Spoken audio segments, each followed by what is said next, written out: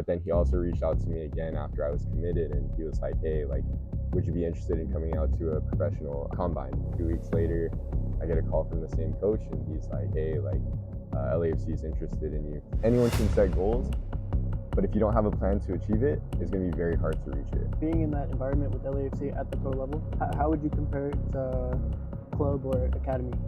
You know, dreams are reachable. Nothing's impossible. All right, guys, welcome to A&M. This is a new series we're going to be doing where we're going to be interviewing players who play at a high level. Today, we're lucky to have Nathan Sepulveda, who's grown up playing academy soccer, had the opportunity to play college soccer, but ultimately decided to play pro. And today we're going to be picking his brain and seeing how his experience has been getting to that level. Nathan, anything you want to say? Let's do it. First of all, how did you start off your soccer journey? What was it like for you initially starting to play? So yeah, I started off at first when I was 4 years old. I played ASO, which is a recreational league. I started playing there, and it was just for fun, something that me and my brother we were doing. And I was playing there for a couple of years, and it was actually funny. I actually decided to quit one year. I was like, I think it was like 6 or 7. I decided like, I'm gonna stop playing soccer for a year. But fortunately, my little brother was playing, and I would always go to his games, and one of the coaches there, just randomly said like, hey, like, I think you should like be playing still, like you're a good player, like just continue to play. And then sure enough, later on in that season, I decided to play, and it sparked a passion for soccer. And seeing like that time that I was off, it was like something that I was like, okay, yeah, like this is something that I really want to be doing. Like it makes me it puts me in my happy place. Yeah. So yeah, that was how I started off, and then I went to the club level after I realized that I was doing good enough. I've always been a big believer if I'm too comfortable to put myself in a spot where I'm not going to be comfortable, because that's where I feel like I'm going to have my best performances, and I'm always going to push myself. Obviously, getting into the topic of being uncomfortable and getting out of your comfort zone, where did that take you in your soccer journey? Where did you go from there? So yeah, with ASO, I saw that I was outperforming everyone around me. So then I took it to the club level. That was a very humbling experience. Like, whenever you move on to the next level, it can be very humbling, just because, everyone's going to be a lot better. Everyone's touch is going to be a lot sharper. Everyone's pass is going to be a lot sharper. After that, I went to this club called Legends. And from there, I didn't really see like a lot of play time or anything like that. And it was something that was very new to me. And definitely had me uncomfortable, because I was coming from, a lot of playtime, being a star player, all that kind of stuff. But I looked at it as a chance for me to grow, a chance for me to push myself. But I mean, later on with that club, it didn't work. We went to a tournament one weekend, and they brought guest players who didn't pay like a single dime to be on that team for that tournament. And I was there, and that Team Legends was a very expensive club to be on. That whole weekend, I didn't play a single minute, but those guest players did. So after that, that was another point in my career where I was like, okay, I'm not doing this. So right after that, I quit, just because, that was unfair of the coach to do. And I just thought like, okay, this is it. Like, I'm not doing soccer anymore. But fortunately, one of my old friends, his dad reached out to me, and he was like, oh, you should join this team. Some of the ASO guys that I knew, they went to a club team. So I was like, okay, I'll try it out. So I went to that team. And the first training, I was able to join the team. The coach liked me enough, and I joined the team. The same thing. I was hit with adversity, not a lot of play time, not a lot of minutes. It was hard, and it takes a toll on a player when you're not getting that play time, you're not getting any kind of like recognition, you're not getting a chance to prove yourself. But again, I looked at it as an optimist, and I was like, what can I do to better my chance, rather than looking at it as I'm gonna be stuck here, like I'm not gonna move forward. I'm just gonna think everyone's against me. I kind of used it as, this is going to be motivation for me to move on to that next step, to get play time, to be that star player. And so yeah, after I realized that I wasn't getting enough play time or anything like that, I decided to start putting in more work off the training schedule, because that's what I realized. That's what's going to separate me from other players, is these players are only training Monday, Wednesday, and then playing games on Saturday, Sunday. But for me, it was an everyday thing if I wanted to get better. So Monday, I would train 2 times. Tuesday, I would train once when no one else is training. Wednesday, I train 2 times. Thursday, train once when no one else is training. So, it was just building a lot of repetition and strengthening my weaknesses. Whatever I saw that wasn't good, then, I strengthened those. I try to hone those skills. it doesn't happen overnight. Like Mm-hmm. those kinds of things, I think a lot of people think like, okay, if I change today, tomorrow I'll be like loads better. Like Yeah, definitely. it's It's a process of getting there. exactly. So it's staying committed to that goal of yours, and I think that's what it was. I just set myself a goal of I'm serious with this sport. I want to take it to the highest level that I can. What can I do to put myself in that situation, to put myself in that spot? And I just stayed committed to that. That was my why. That Mm-hmm. was my purpose. And I just stuck to that. I remembered it. If any hardships came around, I just remembered, look back, why am I doing this? And I think back to for trying to set myself up with a better future in the sport.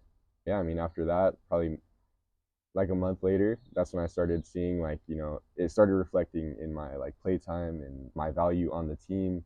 And I started moving up, and surely enough, like kept doing it, kept staying consistent. And also, when you reach that point when you are doing well, you can't stop, because then it's just like you're doing all that for nothing. It's gonna go back down to where you were. You have to stay consistent, committed, determined, just to at least maintain or even get better Yeah, exactly. in Because that when you point. stop, that's when someone else continues to work and they outperform you. Yep, exactly. So yeah, I mean, I continued to do so, and the same thing happened that like as an ASO, I realized that I was starting to get comfortable Mm-hmm. in that spot. I also played in high school. I made varsity as a freshman, and I realized that crowd wasn't, that's not what I want to do for the rest the 4 years of my high school career.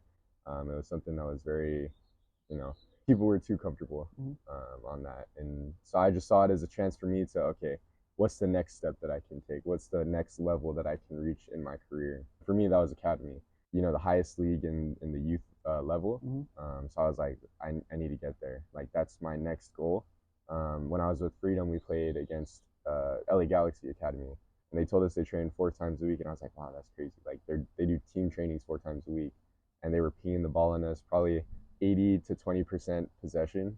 Like we were just running the whole time, and I even asked them at halftime. I was like, why are you guys so good? Like, what do you guys do? And they're like, oh, we train every day. It's like we're all like committed to doing something and reaching a goal. Mm-hmm. And I think it's very important that the people you surround yourself with, the team that you're on, the people around you on your team, they all have that same goal of striving for more. If everyone's complacent on that team, it's almost like a cancer. Nothing's ever good enough. Not until you like win that championship, win whatever you're doing. I think it's good to again get out of that comfort zone. So that's what I did, and then I ended up going to try out for Arsenal Academy, which you were on. So yeah, I mean, honestly, you gave me the idea to go try out for them. I saw you playing at that level, and saw you were out of high school soccer, and doing well. So I went to go try out for them. It was a process, but I was able to get on that team as well. And I think it was a good team to get started in the academy. Throughout the time, I had to earn my spot. It was something that was fairly hard. I just kept staying committed, and I really enjoyed the fact that we had to train 4 times a week. I think it was good for just everyone staying fit, everyone staying keeping their skills and abilities sharp. But yeah, I think that it was definitely a good point in my career to even better myself more. So yeah, I looked at it as that kind of opportunity, and within I think like a month or two, I was able to get a starting spot at the six. I actually started off as a winger, which was kind of fun. I don't know why they put me there, but I do what the coaches ask of me. Don't complain. If they're playing me there, then that's what I'm gonna Yeah, do. at the end of the day, you need to do what the team needs, and if it's playing at a position just to get more minutes, by all means, do the job. Exactly. Taking advantage of those opportunities. So yeah, I mean, I did that, and unfortunately, I didn't stay at winger. I went back to the six. But that's the position that I'm most comfortable at. And throughout that season, it was kind of a struggle, but I think it was very much a learning season and getting comfortable into the academy and getting into that kind of lifestyle of basically a full-time soccer player. Yeah, and I think academy is really where it's makes you like wow, this is what it's like at the next level almost, because you're training 4 days a week and coming from club and joining an academy system. It's where it's like it's very demanding on you. Really. This is the Yeah. first taste of what it's really like at the next level, Yeah. and the way I see it, it really scares players, or it really makes them say, oh, I really like doing this. I want to do this the rest of my life. Yeah. And it's Yeah. it's definitely a good benchmark or a checkpoint of saying, can I continue to do this? Yeah, 100%. I mean, I think that's a make or break point in academy, just because it is so demanding. I mean, 4 trainings a week it's not easy. I mean, for us, we live, almost an hour 15 minutes away from training every day. You're doing that Monday through Thursday. It's like you have to have that level of commitment. You have to have that love, that passion for what you're doing to be able to do that, especially at a young age, dealing with or juggling school and all that as well. I think yeah, that definitely like makes or breaks you. And I think it's also a great platform for soccer players just because it's like everyone there is there to win. Like, you know what I mean? They all have that goal. Like everyone here in the academy, everyone wanted to play pro or they wanted to go play college soccer. And that's I wanted to align or find a team that had the same kind of goals as me. And that's exactly what I found there. And it pushed me even more to become a better player. But I mean, unfortunately for that season, we didn't do very well. During that summer, I got a call from a coach from the last youth team that I was on, Golden State, and he told me to come try out. And I was like, I think that's a good idea because I was getting too complacent at Arsenal. So that's why I decided to go to Golden State and try out. After like 2 month process of tryouts, I was able to finally make the team. And then again from there, you're starting that process back over of trying to earn your spot, fighting for a position. But it did come with like a lot of hardship as well. This coach is very, very demanding on the mental side. But I mean, I think it's great when you have coaches like that who demand a lot from you because then that's when you're gonna, reach that potential that you can really get to. Because if you have a coach who's kind of just like sugarcoating things and saying like, oh, you're all good, like even though you had a like poor performance, like it's not gonna be good. Or if you have a coach that just doesn't push you, you're not gonna reach that potential that you really could reach. And with this coach, I think that I was able to do the best that I could within that time just because he was pushing us so much. And that's why I really learned about the mental side of the game. That really helped me in my career, getting me to the point that I did. But yeah, I stayed with that team. And then unfortunately, COVID hit halfway through the season. But again, I learned a lot through that team. We conceded 7 goals and we scored 0. So we were -7 in goal differential. That was at the beginning of the season, and it was very like shocking because preseason we were doing really good. And then that training right after we conceded the 7th goal, he told us we didn't deserve to touch the balls. So he had the ball set up in the middle of the field, almost like taunting us, like you could have those, but you guys don't deserve it. So for that practice, we ran 7 miles, did like a plank for a minute, got back up, another mile, plank for a minute until we got 7. And it's like that really instilled something in us that we need to earn what we deserve. You know what I mean? Like nothing can be given to us. We got to earn it. And from there, we didn't lose a game. We were ranked, I believe, 4th all across the academy. But in our region, we were 1st. So like, just as you can see from that, like that really affected us as players and as a team to push ourselves, not only individually, but as a collective group and reach that goal. And it's never okay to not give enough. It's always everyone has to give 110%. Everyone has to work for everything like as hard as you can. From that, the results are shown. We got to where we wanted to be. And then unfortunately, COVID hit. And, that was a very hard time on, everybody. Everyone was just like in quarantine, staying at home, basically doing nothing. But after a couple of weeks of really processing everything that's going on, I was back out playing. I was trying to take advantage of the situation as much as I can. Not everybody was doing so. And so I was like, while they're sitting on the couch watching TV or sleeping, whatever, I'm going to be out working. And I'm going to continue to improve myself to the best of my abilities. I know I can't play any small-sided or anything like that, but I'm just going to try to do as much as I can individually, get my touch better, get my pass better, everything like that. And I ended up going back to Golden State just for a little bit. I think we played like 2 or 3 games in a tournament in Arizona. That was really all we were limited to because of COVID. I was talking to college coaches all throughout this process as well. And one of them actually reached out to me and actually like helped me get committed to where I was going. I was going to St. Mary's College up north in California. But then he also reached out to me again after I was committed and he was like, hey, like, would you be interested in coming out to a professional combine? And I was like, okay, yeah, like I'll take advantage of that situation. It's an opportunity for me, so might as well. Like the worst that can happen is I go play soccer in college. So I was like, all right, let's do it. So I ended up going, had a decent performance, and then 2 weeks later, I get a call from the same coach, and he's like, hey, like LAFC is interested in you from that combine, and I was like, oh my, like that's crazy. Like I would have never thought that would have happened. It did. It was a very surreal moment, especially like growing up watching them play and all that stuff. It was definitely a surreal moment. Yeah. So after that, about a month later, I finally signed that contract to play professional, and yeah, I mean that was everything kind of leading up to that journey of getting to that level and reaching that level. Now, after having signed your contract, what did that mean for you growing up? I mean, obviously you went through ASA, went through club, went through academy. Mhm. How did that feel to you in that moment when you penned the paper? How did you feel? It was just a surreal moment, and it was just like all that hard work that I put in, all that commitment, all that dedication, and not even from my side, from my parents, my Mm-hmm. grandma, my little brother who goes out to every game. It's like it was a sense of me being proud for like doing that for me and then doing that for my family as well, and then like my friends too. It was just something that made me feel like achieved. But again, the work wasn't done. But it was just like, yes, all my hard work and dedication really did pay off. Like it's not for nothing. Like all the countless hours that I spent like on my own training, sacrificing. I didn't go to a lot of dances in high school, didn't go to parties, just soccer constantly, and it paid off because I was just very grateful for that. Now, being in that environment with LAFC at the pro level, Mm-hmm. how would you compare it to club or academy? I would say it's a lot more competitive. Like the guys are getting paid to do that, so everyone's always like constantly fighting as much as they can. It's like you're there. This is your job. Like this is what you have to do. So I would just say the competitiveness is just almost very different, and like obviously we have like the skills, the athleticism, like everything's way different from the youth level.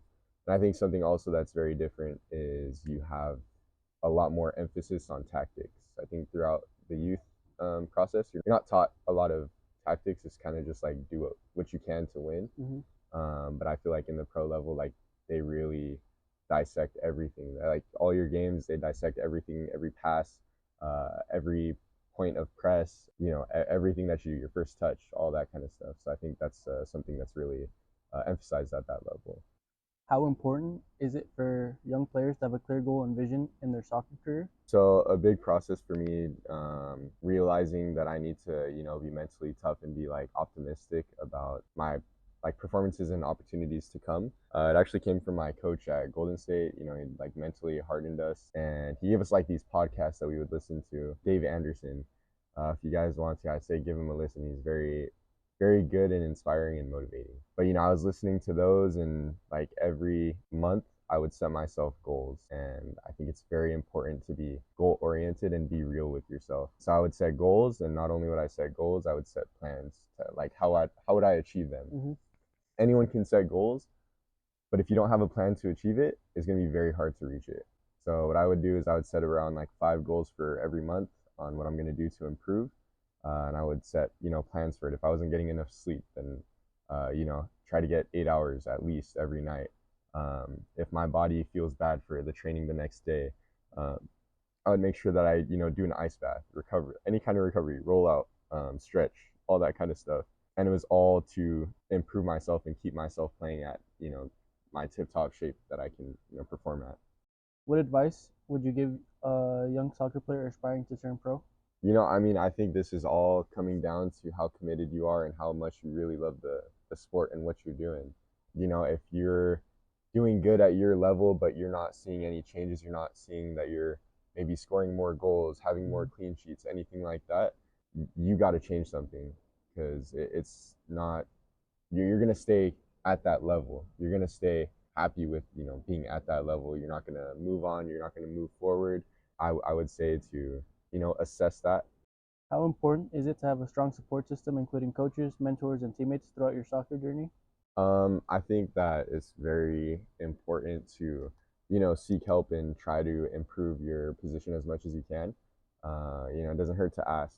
You're gonna at some point find an answer that will get you to that next level. I think it's super important to have a mentor because your mentors are gonna be the wise ones. They're gonna be the knowledgeable ones. They're gonna have, they've been in your situation before, and it's always good to go ask questions, especially to them, because they've already experienced it, so you don't have to. Mm-hmm. Um, but yeah, I mean, Not go. only that, but it's also going to give you a different way of seeing things or a different way of thinking that they might Mm-hmm. have a different perspective. Like you said, they're older than us, they're smarter than us, they've been through the things we've been through. So Mm-hmm. it's just an opportunity to see things in a different way that might that might give you the light bulb moment, like, oh, he's right about this. I should do this instead. Yeah. No, and definitely, I think change of perspective is very important, and something that really helped me throughout my career was something that my Golden State coach told me. Well, he told everyone it was everything happens for you, not to you. And if you look at everything in life like that, everything that, anything bad that happens in your life, it happens for you. It's a learning experience. It's something that you can grow from. Look at it like that, so the next time that occurs, it's not going to happen. You're going to know what to do. You're going to be prepared. So I think it's just very important that you have that mentor and also someone that can give you advice to maybe change a perspective that you're struggling with. Just going off the everything happens for you, not to you, that's a very good way to stay optimistic about any kind of situation you're in. And everything gets mentally tough, especially in soccer. There's a lot of hardships in there, and I think having that optimistic set of mind, that's going to get you through a lot for sure. Just because it's you're always very hopeful about what you're gonna do. If you're not, you're gonna fall into this pit of mental health is like a real thing. If you fall into that pit, it's just gonna go downhill. You're not gonna love the game anymore. It's gonna be a very very different situation. And I think that a lot of players need to look at everything as, okay, this bad thing happened for me. I'm gonna learn from it. I'm gonna grow. I'm gonna be better, especially for next time, rather than looking at it as, why does this always happen to me? You're never gonna learn. You're going insane at that point. The definition of insanity. It's doing the same thing over and over again and expecting a different result. If you continue to do the same thing and don't learn or grow from it, you're just gonna again fall down that pit of hopelessness. Like, why is this happening to me? But it's you who's not changing. You're not actively doing something to better your position. How did you balance your soccer career with other aspects of your life, such as family, education, or personal interests? So for me, I think it's very important to have things outside of soccer. I think soccer is a big portion of a lot of soccer players. That's your whole life. But I think it's important to venture out and do different things, have different hobbies, stuff like that. And I say, especially for young players, focus on your education. That's the biggest thing that you can do. Gives yourself a platform. If soccer doesn't work out, then you have a backup plan. It's always good to have a backup plan. I know that there's some things where it's like, oh, I don't have a plan B, but you need to have a plan B, or else if you don't, you're gonna mess up your future like that. So I think it's very important to have that educational foundation, having good grades, and a lot of guys want to play college and soccer, but like there's tons of guys that I know, they're ballers. They can play at a high level, especially in college, and they're getting looked at by these D1 schools, D1 programs, but it's like they can't play there because of the grades. And I think a lot of people don't realize that how important that is. For example, if you want to play at UCLA, very like good soccer program and a very good school as well. And like let's say they're looking at you and they're interested, and you tell them, oh, I got a 2.5 GPA, all your chances are gone. No scholarship, no chance of being on the team. It's just gonna make your situation. You're gonna have a lot less opportunities, and then you're gonna realize, okay, now I gotta start picking up my grades. So I think it's very important to have a good educational background and really focus in school. In terms of finding things that you love to do outside of soccer, I think that's also super important. Just because it'll really really help you. Like for me, I started recently getting into golf. I think that's something that's very, it's somewhat athletic. I get to be moving and active and all that stuff, but it's also very calming and relaxing. You're outside with nature, and sometimes it could be bad. You're shooting up in the like 130s.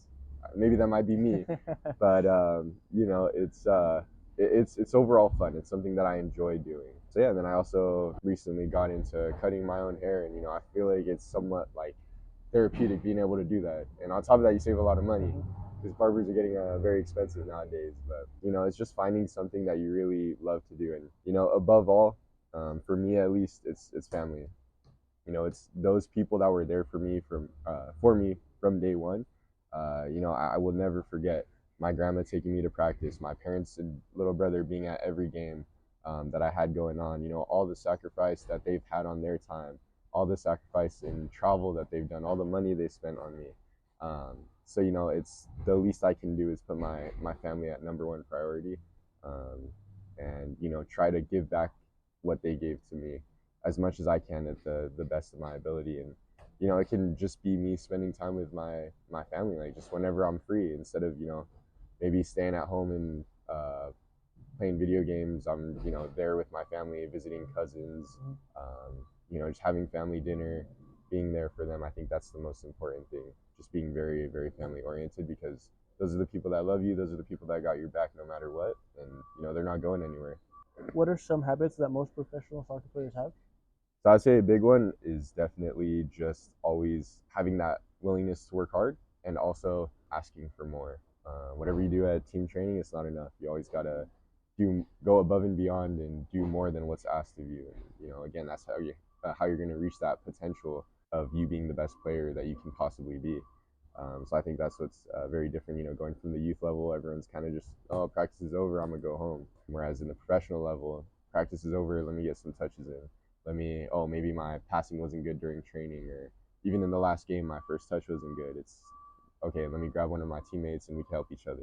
So I think that's something that kind of sets apart the youth level from professional level, just always wanting to do more and wanting to improve. And again, like I've been saying throughout the whole interview, is just being uncomfortable with being uncomfortable. Mm-hmm. Like everyone always just wants to push themselves and do more. What advice would you give to young players aspiring to turn pro? I would definitely say to be very goal oriented. If you have goals that you want to achieve, again, set a plan for them, plan out how you're going to achieve that goal. Even if you're 10 years old and you want to play professional, even though that seems like a long shot, because that's maybe not something that you can do in the near future, like that's something that you still want to keep in the back of your mind. I think it's very important to have a compelling why in terms of what you like do. So I mean, being at that age, it's like my compelling why is I want to be a professional soccer player. So let's say I'm doing extra work on the side and I'm like, man, I really don't want to be here. I did 2 sets of sprints, but I got to do 3 more. I'm gonna just go home. You got to understand that there's a bigger picture in all of this, and I'm here because I want to achieve that goal. And you're gonna go out and do the remainder of your workout or whatever you're doing. If your coach makes you run 7 miles, you're there for a reason. You're there to become a professional soccer player.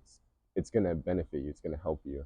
And I think just again setting that compelling why are you doing what you're doing? Why do you want to be a professional soccer player? And it's if you find that out and if you stick to that and keep that purpose with you, you're going to be able to be very successful and reach whatever dream possible. And dreams are reachable. Nothing's impossible, especially being at a young age. Any young player, you're very young and loads of room for improvement and growth. If anyone's able to just stay on track to what they want to reach, like that, you're going to be able to do it, especially being so young and having so much time. You're going to be able to achieve what you want. All right, Nathan, thanks for being here, man. Appreciate all the insight on everything. It was really good to see what you had to say about everything, playing at the next level, growing up. Thanks for having us. For the viewers, guys, stay tuned for the next interview.